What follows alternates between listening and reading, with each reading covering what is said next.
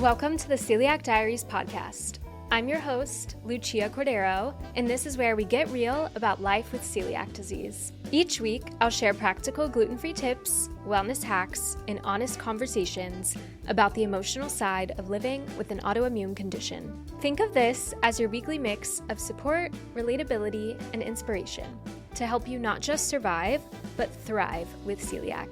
Before we dive in, just a quick reminder, I'm not a medical professional. Everything I share is based on my own experience living with celiac disease. This podcast is not medical advice, so please always consult your doctor about your own health.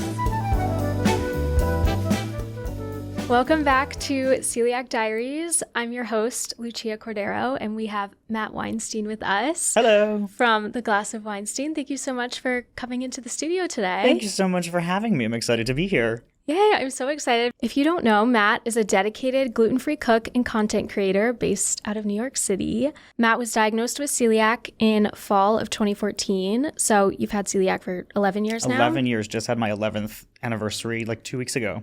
Yes, I saw your anniversary post on Instagram. I loved it. And you work in recipe development while spreading awareness, combating myths, and questioning disparities around celiac disease and the folks living with it. Absolutely. I love it. And I also love your Instagram bio that says you're unapologetically queer, Jewish, and celiac. Count them off, baby. Count them off. And you're also the creator of the Gluten-free Town Hall virtual series on Instagram. Yeah, that's my baby, my little passion project. Amazing. We're going to have to get more into that later as well. And I love your handle, by the way, Glass of Weinstein. Is there a story behind that? So I'm a really irreverent person. And when I was coming up with different options for what I wanted my handle to be, I knew I wanted it to be tongue-in-cheek. I wanted there to be a little, play on words. My last name being Weinstein, I was like, what can I do with this? What can I do with this? When we were in the pandemic, all I was doing was drinking glasses of wine. And I was like, glass of wine, that's funny, Glass of Weinstein. And then that just kind of took off. Also remembering that I started my page as a hobby. I didn't expect it to become my full-time job. So when I picked that name, it was just supposed to be this fun thing. And now it's a brand, it's a part of my whole life and identity. Yeah, that's awesome. So did you start in the pandemic then, your page? I sure did. Okay, wow. Amazing. Yeah, I feel like that's a common story with creators. It starts as a hobby, and so many of us started during the pandemic because there was so much extra time. Yeah, I feel like if you weren't one of the OG bloggers, early 2000s gluten-free blogger, you had your sort of comeuppance in the gluten-free community around the time of the pandemic. I feel like there was 2 eras of the creators in our space. No, definitely. Yeah. All right. So at Celiac Diaries, we have some weekly segments. First up, we have News of the Week.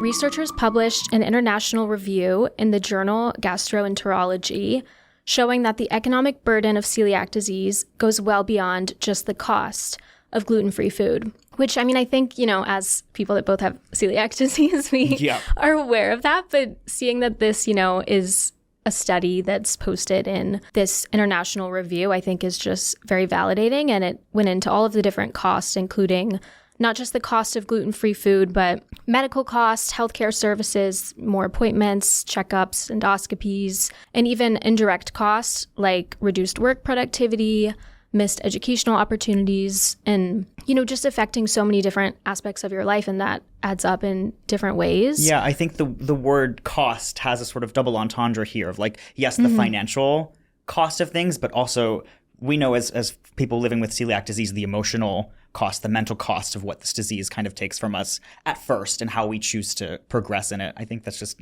an interesting word to sort of fully encapsulate the experience. Yeah, no, exactly. I agree. Because, it's not just about the actual financial burden, but I do know the financial burden is a huge one. And even just having the financial burden and stress that affects your emotions and just your quality of life in general beyond that. I know specifically in the US, there's a lot of talk online about how other countries have different subsidies for people that are gluten-free or living with celiac. Do. And here we are in America just twiddling our thumbs. Right, exactly. But I know that you're involved with a really exciting fundraiser right now called Feeding Gluten-Free, if you want to talk about that. Yes. So I am one of 60 creators who are teaming up with the National Celiac Association this month to raise money for gluten-free folks who are being affected by the SNAP benefit cuts that are happening nationwide. So we started this campaign on November 1st. So at the time of recording this, 2 days ago. This is being spearheaded by my friends Gabby Stokes and Liz Purvis.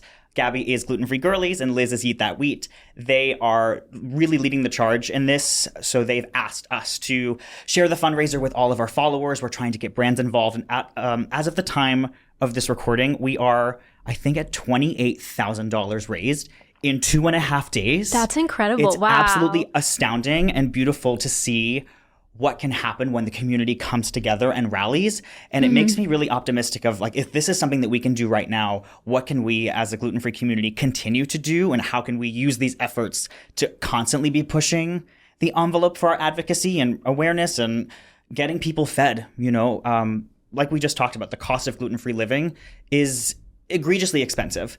And I think there is a certain level of privilege for certain people who don't have to think twice about, you know, spending the $9 on a loaf of gluten-free bread. For the average everyday American who is diagnosed with celiac disease, that's a huge, huge cost increase. So the money that we're raising is going to be spent filling food banks across the country with gluten-free products that are accessible to anybody that needs them, that is being affected by the SNAP cut benefits. Yeah, that is so awesome and so inspiring that y'all are putting that fundraiser together. And that's just unbelievable that you've already raised that much. So much money. The original goal was 10,000. Wow. We hit that like halfway through day one. So Gabby was like, well, I guess I'll bump it up to 20. And then yesterday we hit 20. And today, like, it just keeps coming. That just shows how strong the community is and how, you know, excited people are to support this cause. That's so amazing. Yeah, wow. I think especially when you consider everyone that's a part of it has been through this. They know firsthand what the financial cost of this thing is. So exactly, there's a personal stake, I think, for everyone involved and for everyone that's donated so far. It's really inspiring. Yeah, definitely. Wow. Well, thank you for sharing. We are definitely going to link the fundraiser in the show notes. Yeah. And share it so that our listeners can also support. All right. We're moving on to our next weekly segment, which is Gluten-free Fave of the Week. Okay.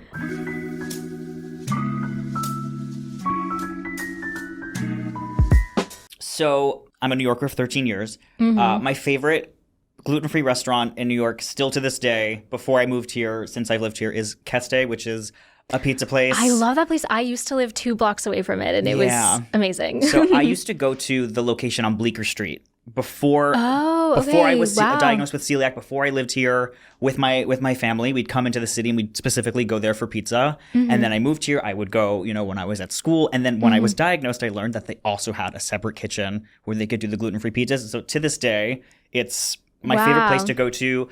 I always feel like it's like my third home. You know, there's like where you live, where you work, and where you eat. And Keste it's just has a really special place in my heart. I know the staff there, they treat me, I feel like family. And it just has a really wonderful sentimental value to me. And the pizza's freaking amazing. So that helps.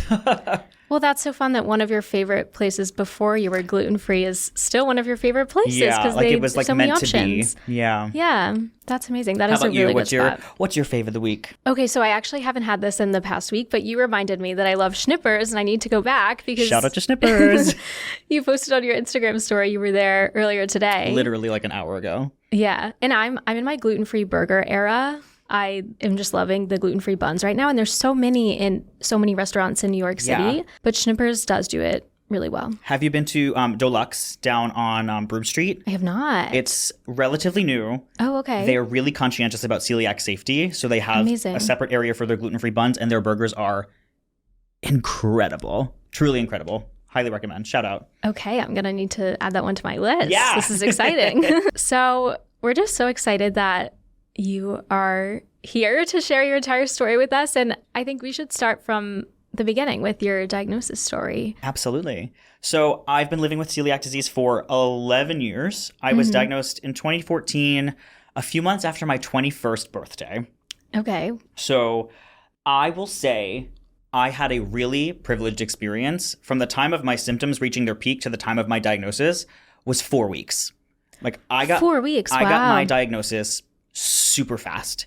So I remember I was having lunch with a friend and we went to this diner. I had a fried buffalo chicken sandwich and afterward I had this really intense stabbing pain in my abdomen. Didn't know what it was. And you had never had anything like that before? No. Wow. And then the next day I went to eat something and again had that stabbing pain. And it persisted for about a week or so. So I tried to do, and I'm using air quotes here, an elimination diet. So I did, this is such a 21-year-old thing. No alcohol, no fried food, no dairy, to see if that would sort of like neutralize the gut. Mm-hmm. I clearly didn't know much about what cleaning the gut actually would entail. And so I did that for maybe a week or so. My symptoms were still persisting because I was still eating like dry pasta.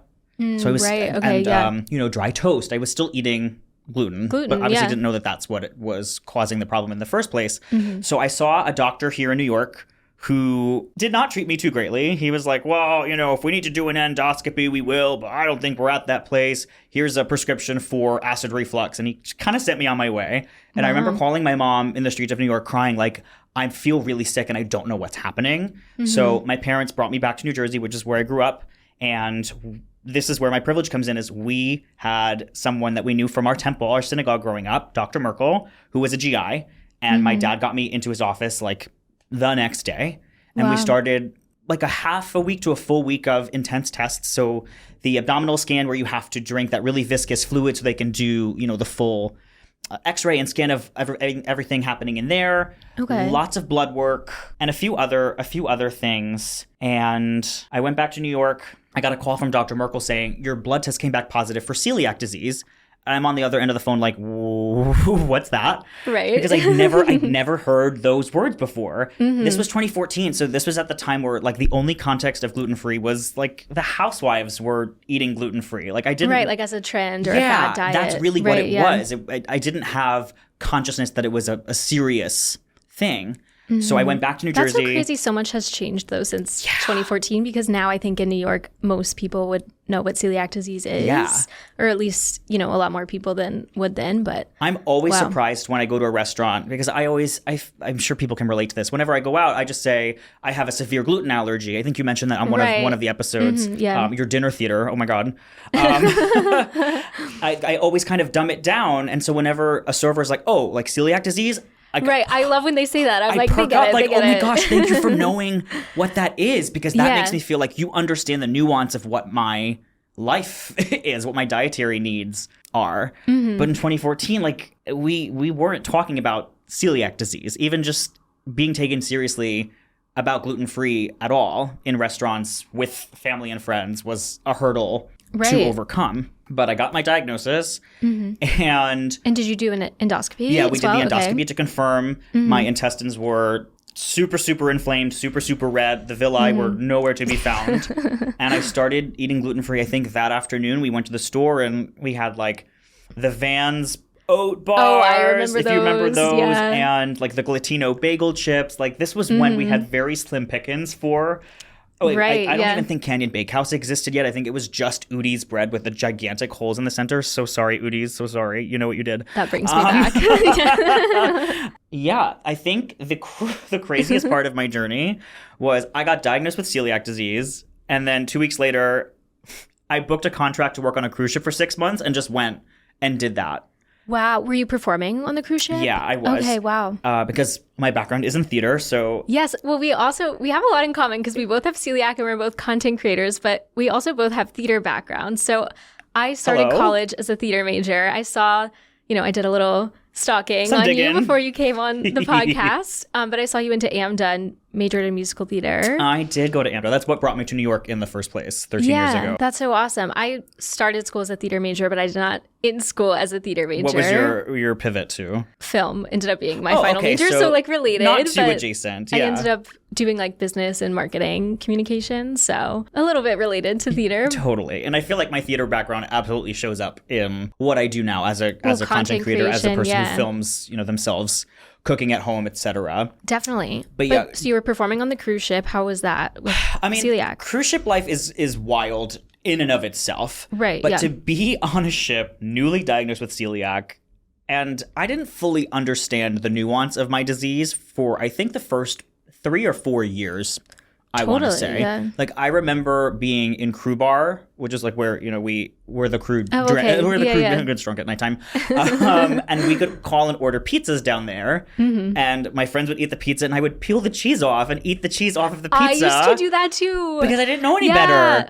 Or another thing I would do is I would just get like a regular hamburger and then I would just take off the bun and just like eat the meat in the middle. Yeah, but that's so bad. Because when your doctor calls and says you have to go gluten-free, there's no conversation about, make sure you're not cross-contaminating or having cross-contact and make sure, there's no suggestions to go and see a dietitian. There's no, like, none of that, at least when I was diagnosed. Yeah. So I was kind of floundering for a few years. I did cross-contact. I did cross-contact. There needs to be a verb for that in the dictionary. Forever. For many, many years. Because my symptoms weren't really presenting, but just because your symptoms aren't presenting doesn't mean that they're not happening. Right? Right, exactly. Celiac disease being the invisible disease that it is, you don't really know what's going on. Some people are asymptomatic the whole time, even before and after diagnosis. So totally, yeah. Or there's symptoms that maybe you don't realize are connected to celiac disease because you're just not aware of it. Like, why does my head hurt? Because you ate gluten. Right, exactly. Hello, wake up. I saw you also used to be a Taco Bell fan. I was obsessed with Taco Bell in college. Babe, what I wouldn't do for some Taco Bell. I know, right? But yeah, like cross-contact nightmare. Exactly. I don't know how I did that for so long. Right, yeah. And like live to tell the tale. I know. No, I was the same with cross-contact. I was diagnosed when I was 11, but I probably did cross-contact for 10 years because it wasn't until I was like maybe 21 where I was like, oh, okay, actually, I need to learn more about this and realize that was something I needed to figure out. But it's always so interesting for me to talk to people who were diagnosed as children because I have no idea what that experience is. I was diagnosed at 21. So like you had your whole childhood, adolescence, college with celiac disease. All of mine was post-grad, Right, yeah. And that experience, like it's eye-opening whenever I chat with people who have lived so long with this thing. Right. It's interesting. It is a different experience, but at the same time, I think for those 10 years, I maybe wasn't so aware of certain things and didn't manage it in the best way. But it definitely is different, like forming like as a kid, kind of like knowing that you do have this special diet, even if you're not aware of some of the nuances of it. But yeah, I'm curious since you're such a cook and you have so many amazing recipes that you share. Glassofweinstein.com. Yeah. Plug. Was that something that you loved to do before you were diagnosed with celiac disease? And when you were diagnosed, how did that change your relationship with it? Yeah, so cooking has always been a big love of mine. I feel like theater and food were always my two big passions. I started cooking with my mom when I was in high school. Where other kids my age, I always say they were watching MTV. I was watching Ina Garten on the Food Network. Like that's what I watched when I got home. And I think my mom kind of picked up on how much I was watching these food shows. And one night she pulled me into the kitchen. She put a cutting board and a knife in front of me and a head of garlic. And she said, I'm going to teach you how to chop garlic. And, I learned the technique. And from there, she taught me basically everything that she knows. And my curiosity just kind of flourished. And she gave me the space and permission to really tap into that creativity in the kitchen. And I think my celiac diagnosis opened just like a new door in that avenue because I was still being creative. I was still pursuing things. I just had to figure out, okay, well, how do I now adapt the techniques I know and the recipes I know to make sure that they're celiac safe for me now? Right. And I think the pandemic was a big opportunity for me to really hunker down and there was nothing to do. My industry was shut down. Right, and I was desperate to be creative in any kind of way. And so I was cooking a lot in lockdown and was going to the store and just buying a bunch of stuff I'd never cooked before and teaching myself a lot. And then I started my page to share, like, here's some of the stuff that I'm making in the pandemic. Here's how I made it. We had like the iPhone 11 or 13 at the time, so that these relatively blurry pictures, sort of shaky videography. But that's how the more serious side of my cooking passion came about, was I think because of the pandemic. That's amazing. So what is your process when you're creating a new gluten-free recipe? Do you just kind of experiment with a bunch of different things? Are you starting with something more traditional that is like a regular non-gluten-free dish and adapting it? Or how do you go about it? That's a great question. I think it depends what what I'm trying to do. Because if it's a cooking recipe, I'm riffing. I'm riffing and then I'll try it, see how it went, and then I'll try and remember like what exactly I used. If I'm baking, I'm like, okay, get my scale, measure like everything out. Because it has to be. I always say baking is science. Gluten-free baking is mad science. It's so I love that. particular. But when I'm cooking, I'm throwing dash of salt, butter here. It's cooking is so free flowing to me. I don't measure anything when I'm cooking. Okay. When I'm baking, it has to be super precise. But would you say that gluten-free baking is harder than regular baking? Yes, 1,000,000 trillion billion %. Absolutely. And do you exclusively do gluten-free baking now? Or is there any way for people with celiac to bake something that's not gluten-free? Like if you had gloves and like a mask on or something? I guess they could, but I wouldn't. Totally. Okay. Yeah. I live by myself, so I would never even consider bringing gluten into my own home. But I think that's sort of the thing is I didn't really bake much prior to my diagnosis. I cooked. Okay. Like I'm a cook first. Right. The baking has been a sort of newer challenge for me, which has been really, really exciting. The more that I learn and figure out what works, and there's a lot of what doesn't work. But I think because I didn't bake a lot prior, I feel like I'm trying to learn sort of two things at once. The first thing being just like the classic technique of how either a cake or a cookie is structured, chemically. And now it's like, okay, you know that, but now you also have to figure out like, well, okay, now how do you do that without the gluten in it?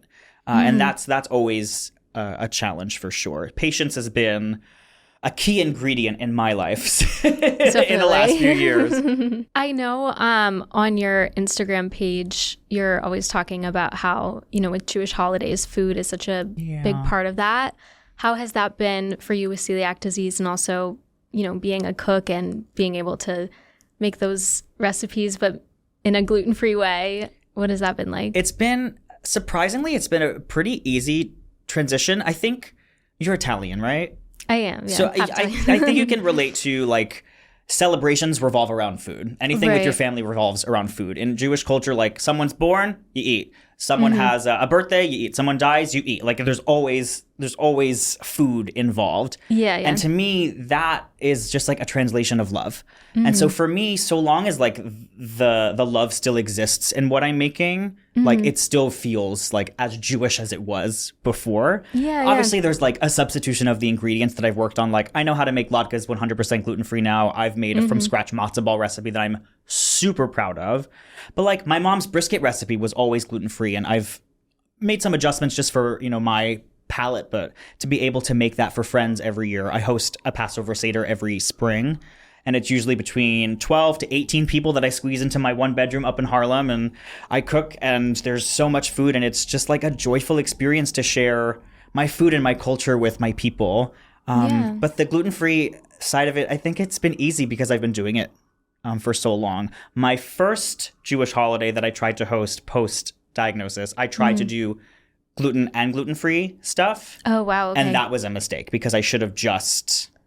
Well, that's a lot in a kitchen to keep track of. Right. And again, this was, I think, just a week after my diagnosis. Oh, that's so ambitious. Yeah. So it was like diagnosis, Rosh Hashanah, go on a cruise ship for 6 months. Like that was the, was the timeline. Ambitious. Like I feel like I've always been a bit ambitious. So I've learned over the years, like, no, we're just going to do what's safe for me because it's my house.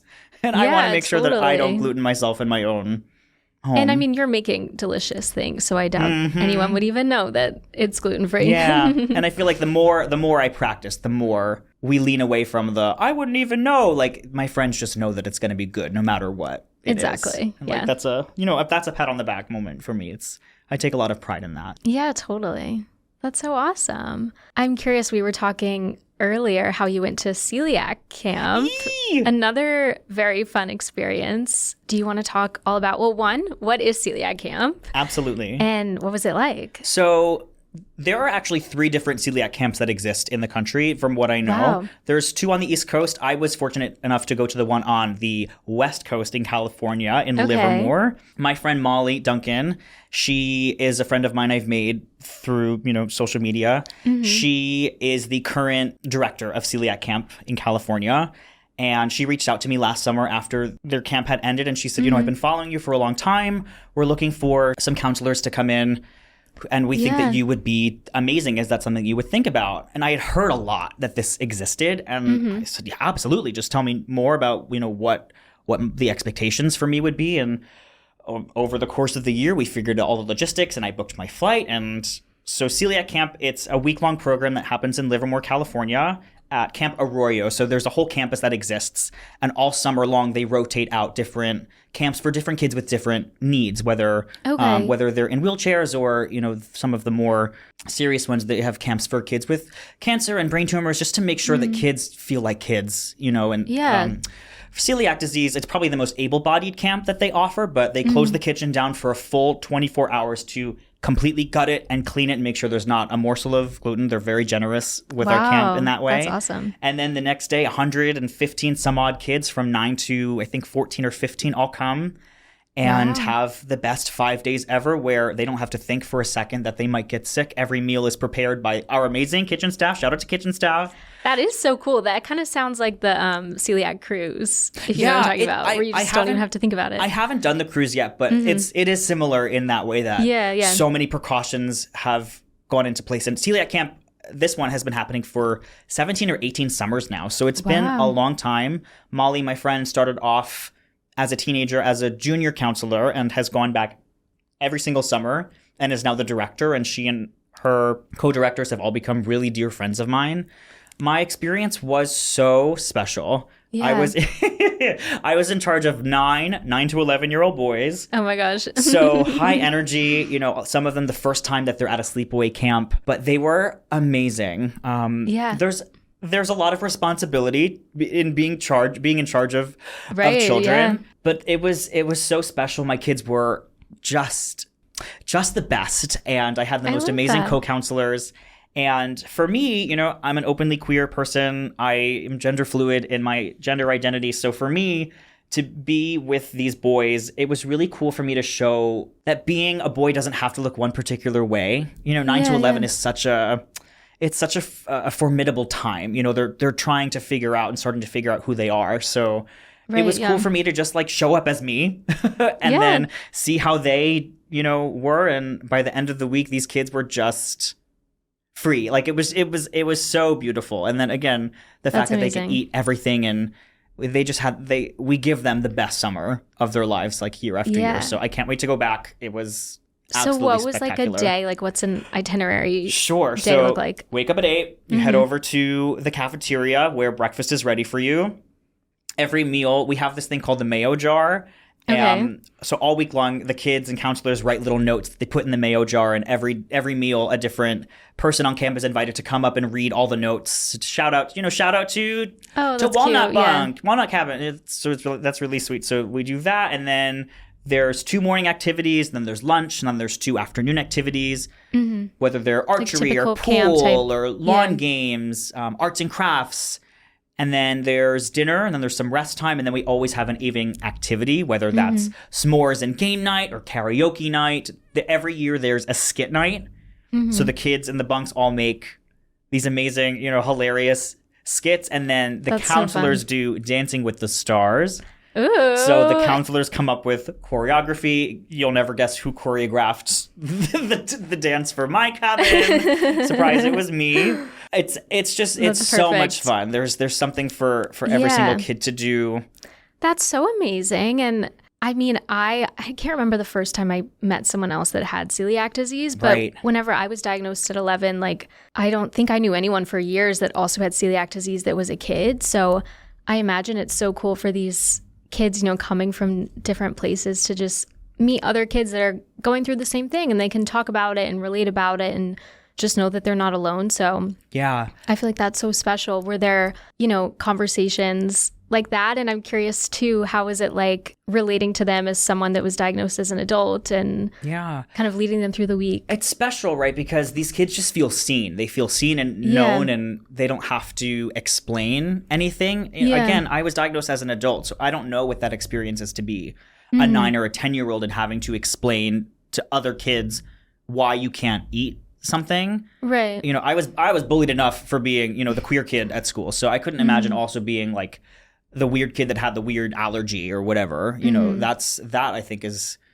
something that I don't take for granted. But for the kids to have that experience where they just have something in common right away, I think that's so special. Yeah. And the other thing about camp that's so cool is every counselor that comes back used to be a camper. So there's all of this history among everyone at camp, and whoever can make it the next year comes back to volunteer their time as a counselor. It's like the most, it's our gluten-free Disneyland, I think. It's like, it's so special. That's amazing. That's so cool. I feel like one of my favorite parts about starting this podcast is just learning more about celiac myself. Like, I had no idea that there even were celiac camps. So this is just so fun to hear about. And that they've existed for so many years. It's amazing. My parents should have sent me when I was young. Yeah. I know you do a lot of advocacy work, and I'm just curious your perspective on if there's any like unique challenges or opportunities specifically with how like different cultural or religious communities approach gluten-free living. Ooh. A little change of subject. No, that's a thinker for sure. It is interesting because there are some cultures where gluten is or isn't indigenous to their food. And I think a lot about that, of like, how does that affect different diets and different cultures? You know, as a Jewish person, flour is a big part of our diet. You know, it's bagels. So first and foremost, like, that's like a super Jewish food. I mean, as for other cultures, I think no one is really exempt or excused from how celiac disease can affect the cultural aspect. My friend Pooja, she is gluten-free and allergic to nightshades, and she's Indian.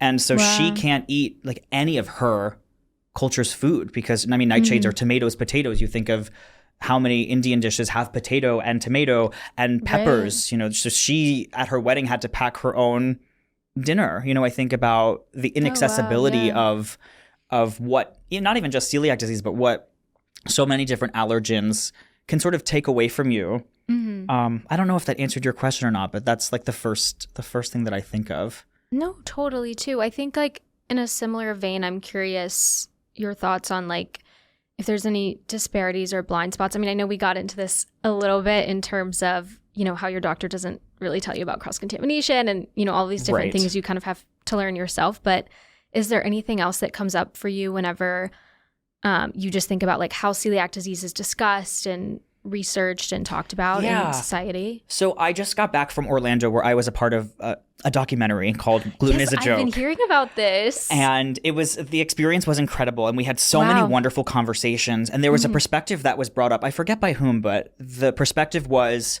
when you're diagnosed with celiac disease and say you're married to someone, that your spouse or your partner is also living with celiac disease in a way.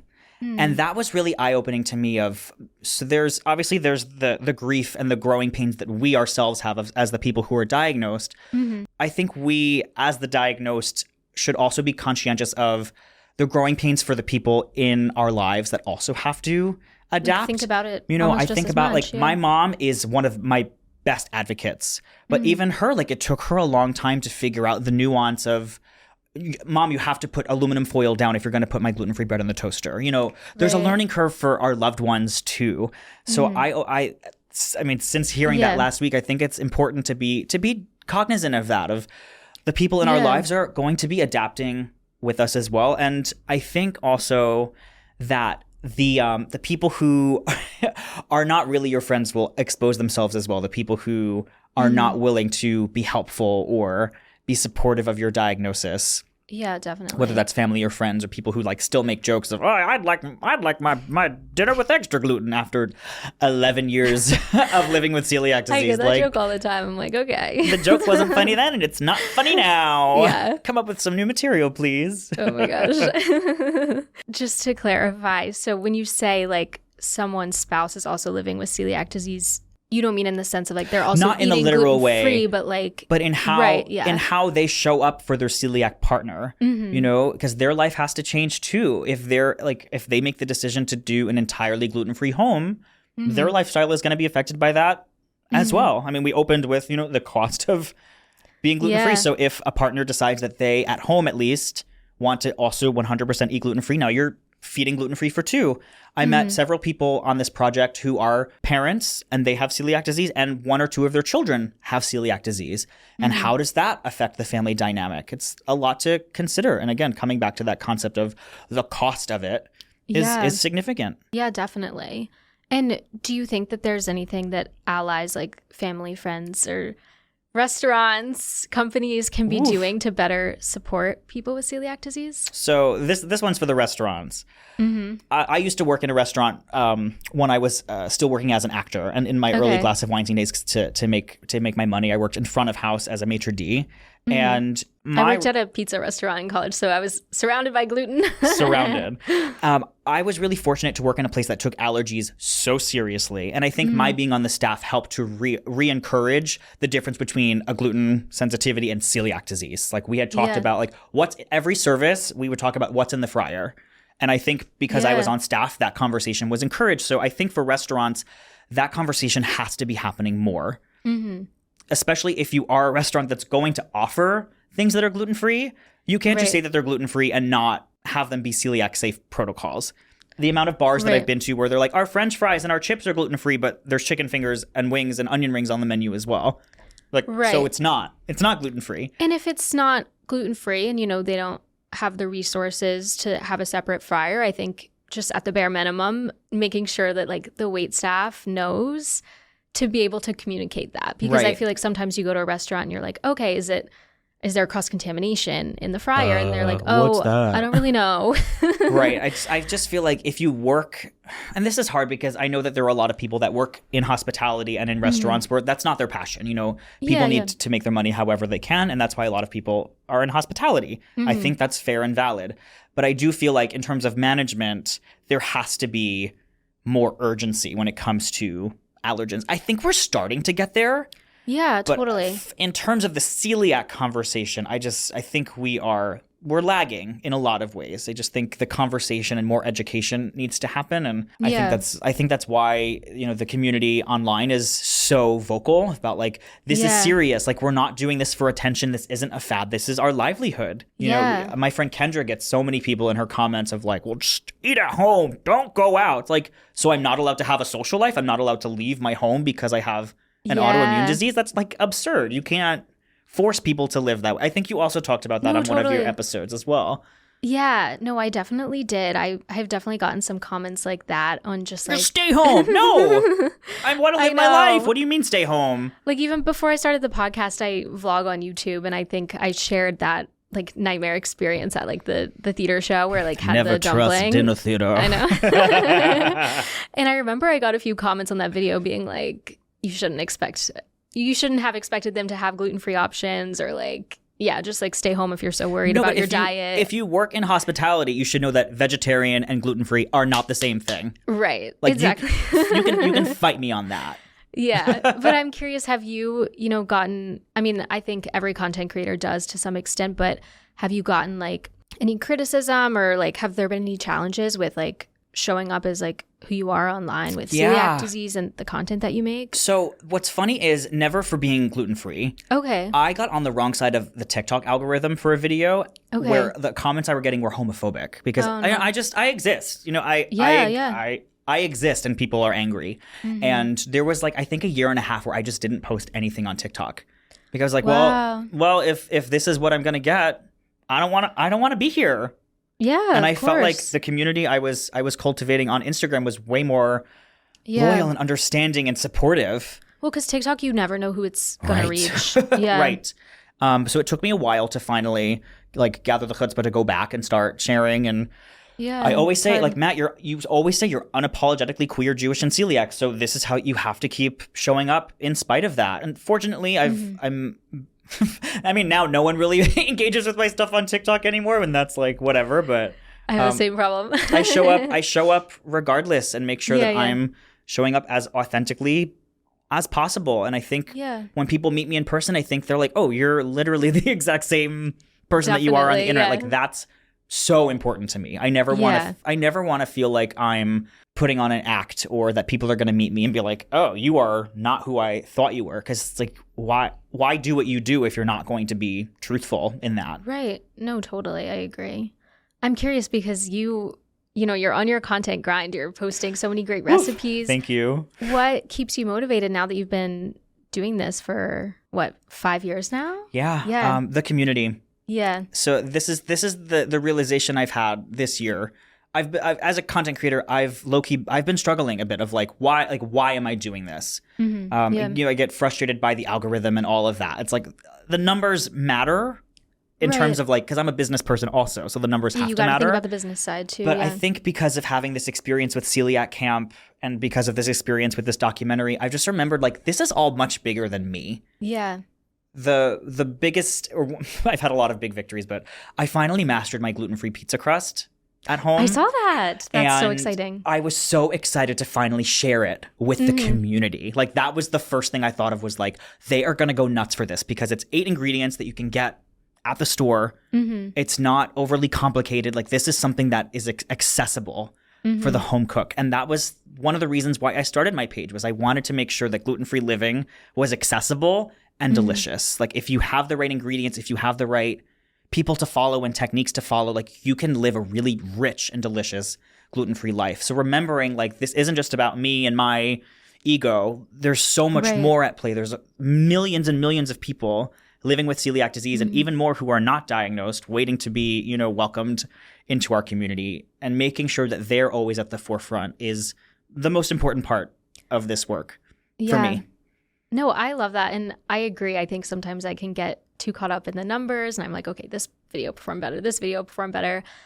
But I always get brought back down to earth whenever I get a really heartfelt DM of oh, wow, this just really helped me figure out this one thing with celiac or being gluten-free, or thank you so much for sharing this. I really needed this today. I think those are really the comments that keep me going with being a content creator. Last night, my friend texted me at 8 o'clock and said, I'm making your zuppa Toscana recipe. And I was oh my gosh, amazing. Yeah. And then I got a text the next day saying it was one of the most delicious things he's had recently. And I love that is that's the best feeling.